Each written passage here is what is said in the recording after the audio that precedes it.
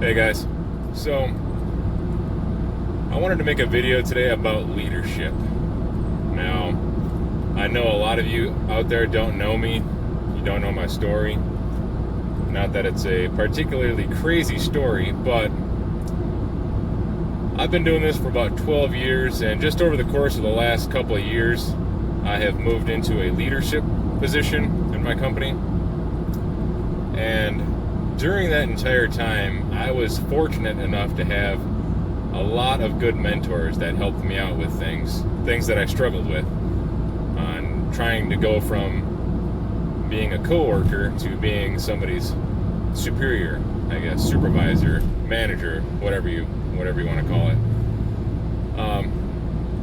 So I just wanted to take a little bit of time and just kind of talk about some of the things that I found very helpful in my journey to becoming a leader. And keep in mind, I'm still growing as a leader. I'm still learning how to be a leader. There's a lot to know. There's a lot to learn, a lot to know. And like I said, I'm just very fortunate to have leaders in my life that have helped me. So I hope to pass along a little bit of that wisdom to anybody out there who's willing to listen.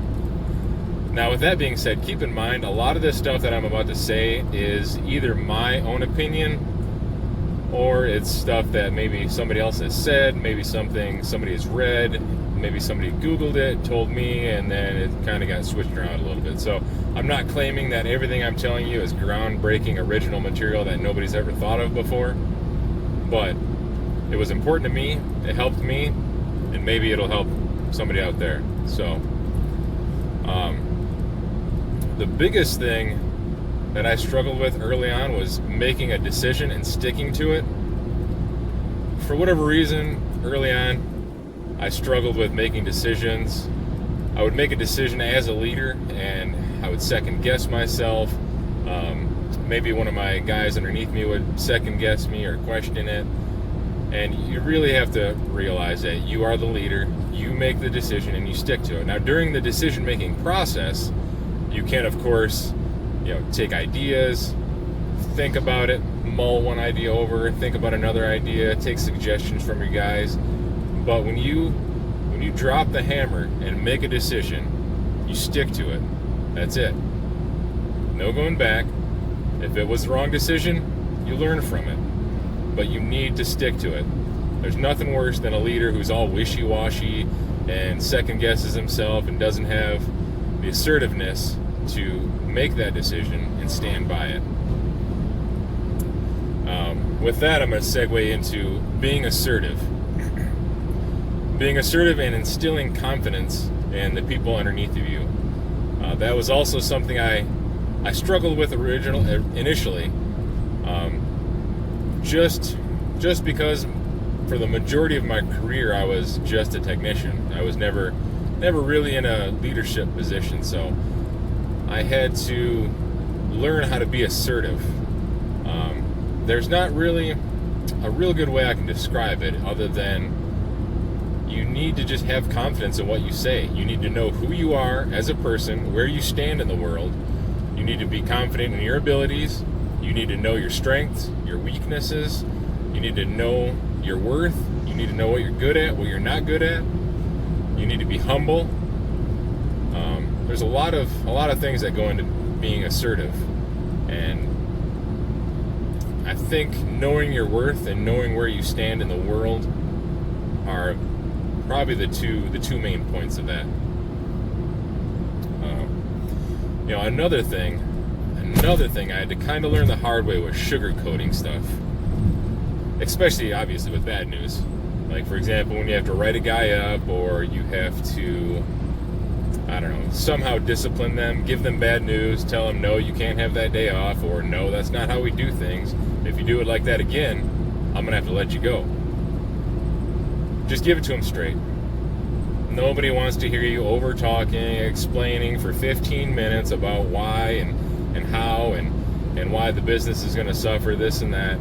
Now, granted, you do want to give them a brief explanation. You don't just write a guy up without explaining anything, but you don't want to beat around the bush and tell them, you're a good technician and blah, blah, blah.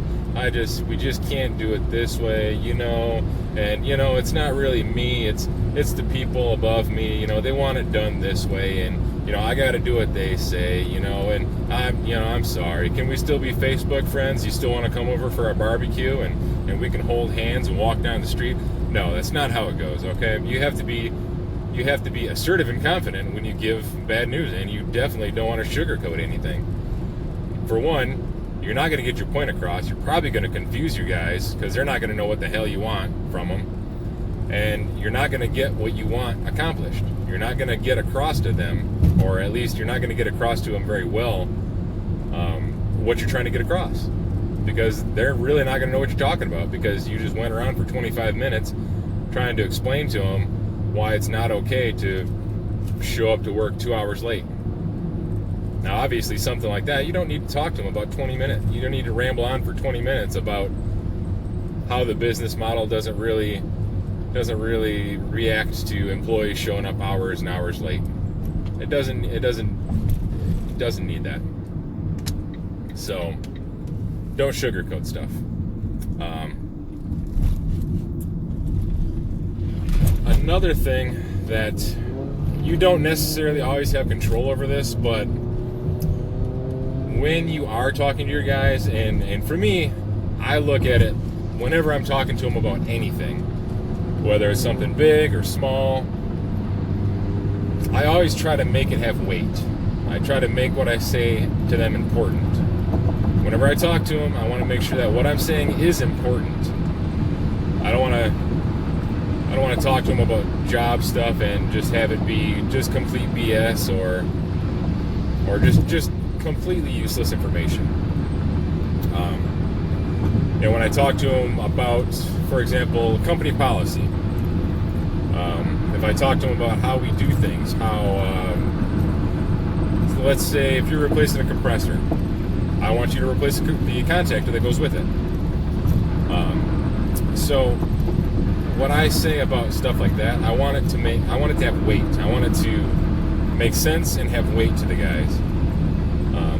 Keep in mind, though, that you can't control what is important to the other person. So you might tell them and explain to them for 5 minutes, listen, if you're going to replace that compressor, you better replace the start components, the contactor, and you explain to them why, and it might make sense.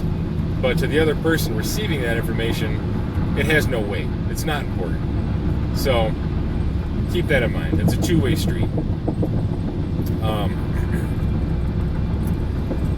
This next one, somebody told me a long time ago. I think it was a new recruit that we hired, and it kind of stuck with me over the years. It was leaders are readers, and I think that's very important, because as a leader, you kind of set the stage. You set the precedence for how technicians should act, how you should behave in the field, how you should grow as a technician. And it doesn't always mean, leaders are readers, doesn't mean that you just go home and you read technician manuals all night long. It could be anything from reading a book about leadership. Leaders Eat Last. That book. I just got done reading that book. In my opinion, it's not always leaders are readers in the literal sense. It's leaders are a model of a person who is continuously growing as a person, as a leader, as a technician, as whatever you are in the world.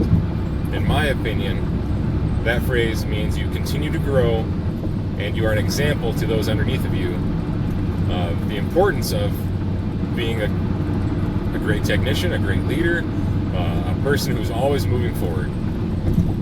So, leaders are readers. Don't forget it.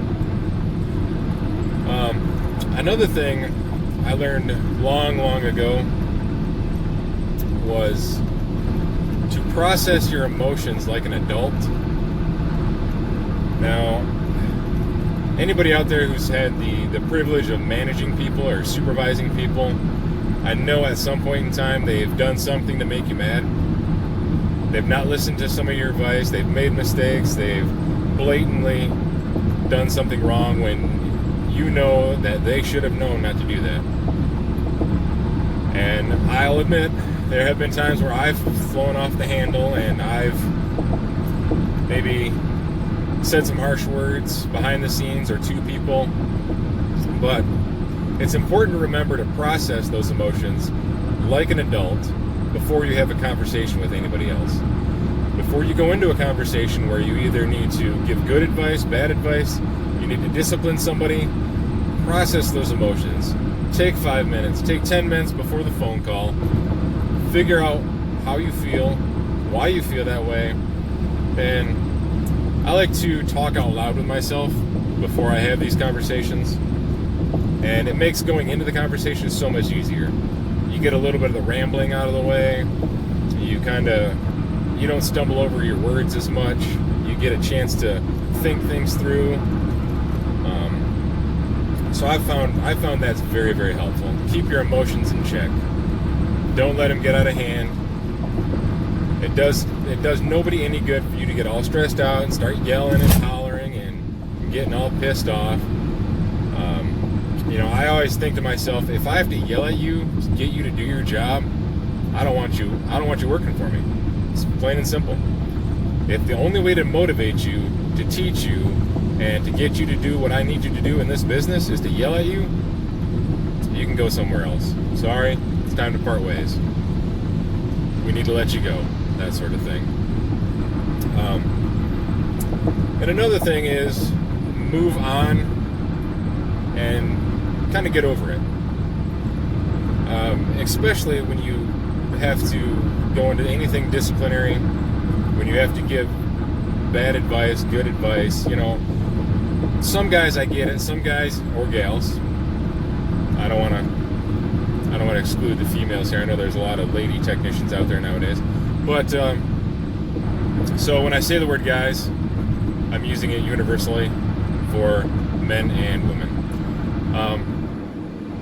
Move on. Unless you got a guy who really can't process stuff or remember stuff, and you need to just keep hammering things into his brain, chances are he really shouldn't be there. But I get it. You might have to repeat yourself to some people, but you get a feeling for the guys, and you know who you have to hammer things in and who you don't.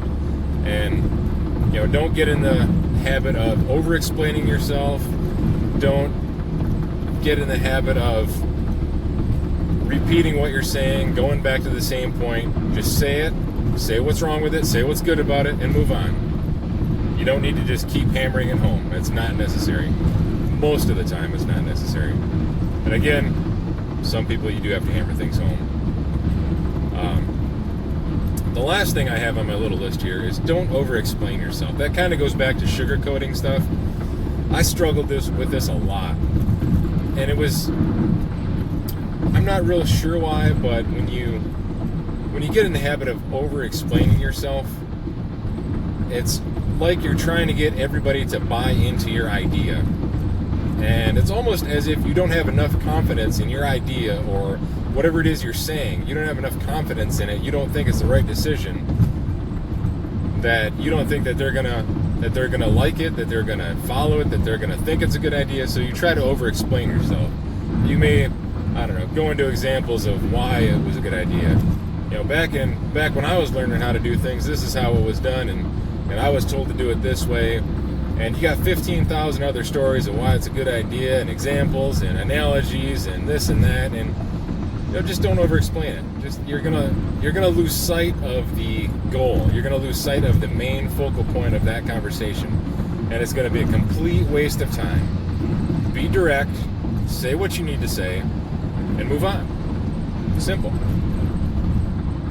But all right, guys. With that being said, I hope this helps a little bit. Feel free to give me any tips or comments. Comment below, down there somewhere, and let me know what you think. Let me know if you've had some great mentors in your life that gave you a couple good phrases that kind of stuck with you over the years. Something you lived by, something that really hit home with you. Let me know. I don't know everything. I'm not a super tech. I'm not the greatest leader in the world. I'm still learning. So like Red Green says, we're all in this together. All right. So I'll see you in the next one, guys.